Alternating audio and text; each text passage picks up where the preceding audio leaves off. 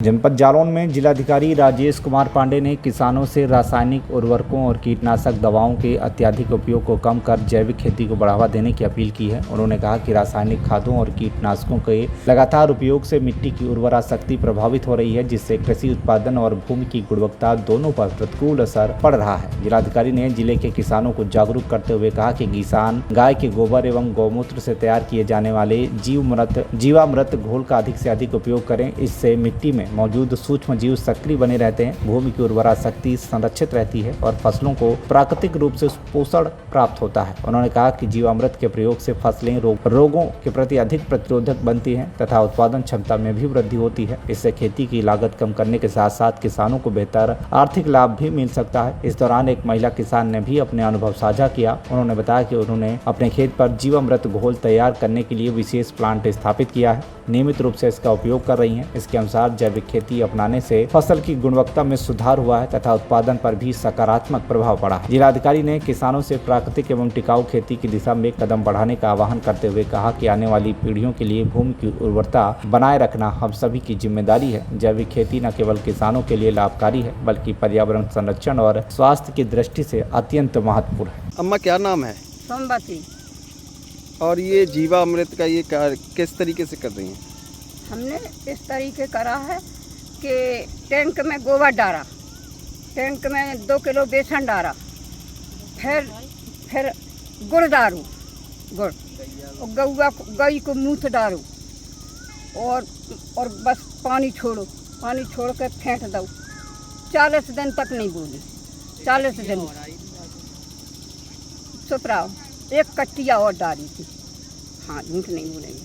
फिर डाल के मैं फेंट दो, फिर इसमें कंछाव किया मूंग में, एक बार कंछी, अब एक बार और कंछी। तो कुछ फायदा हुआ है इसमें?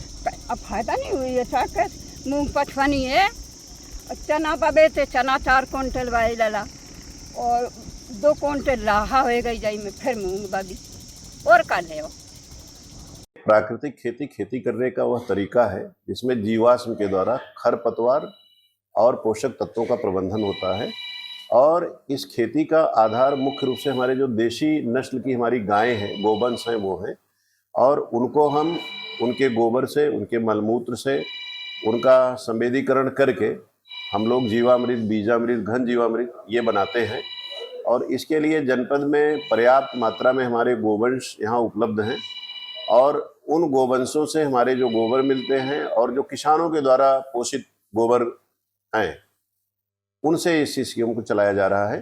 पूरे जनपद में हमारे 2,52,500 कृषक हैं और उनको हम लोगों ने क्लस्टर में बांट रखा है। जनपद को 114 क्लस्टर में बांटा गया है, जिसमें 50-50 जो है किसानों को उनको रखा गया है। इनको प्रशिक्षित करने का कार्य चल रहा है।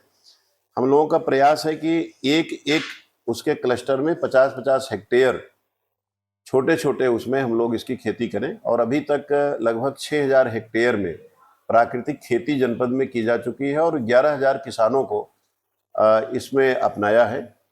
इससे बहुत सारे फायदे हैं। शुरू में तो इसमें चुनौतियां हैं कि इसकी उपज कम होती है, लोग जागरूक नहीं होते, लेकिन जैसे जैसे इसके फायदे सामने आते हैं लोग प्रेरित हो रहे हैं।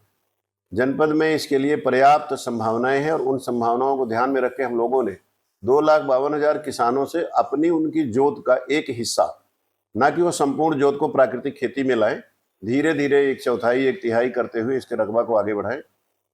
लगातार इस दिशा में प्रयास चल रहा है, उनके प्रशिक्षण का कार्यक्रम चल रहा है और उनको जो संसाधन उपलब्ध कराए जाने हैं, किस प्रकार मिश्रण होना है, जो एजुकेशनल ट्रेनिंग्स है वो उनको दी जा रही है। इसके मुख्य अवयव जो होते हैं वो गाय के गोबर की इनपुट, जैसे जीवामृत, बीजामृत, घन जीवामृत, तराण परसी, एवं स्वयं उसको तैयार करके प्राकृतिक खेती कर रहे हैं। अभी हम लोगों ने कुछ गांव का विजिट भी किया था, जैसे मल्लाहनपुरा, गोपालपुरा, रामपुरा, माधवगढ़ और कुठौत के क्षेत्र में जब भ्रमण किया तो पाया कि वहाँ पर हमारी जो महिलाएं हैं, महिला समूह हैं, वो इसको बहुत व्यापक पैमाने पर कर रहे हैं। जनपद में हम लोगों ने 30 महिला समूहों को अपनी गौशालाएं दे रखी हैं, जो कि उसका वो देख रेख कर रही हैं और गोवंशों का पोषण कर रही हैं। उससे निकलने वाले गोबर से और उनके गौमूत्र से और उसमें बेसन, गुड़ इत्यादि ये सब चूना सब मिला करके घन जीवामृत और बीजामृत भी तैयार कर रही हैं।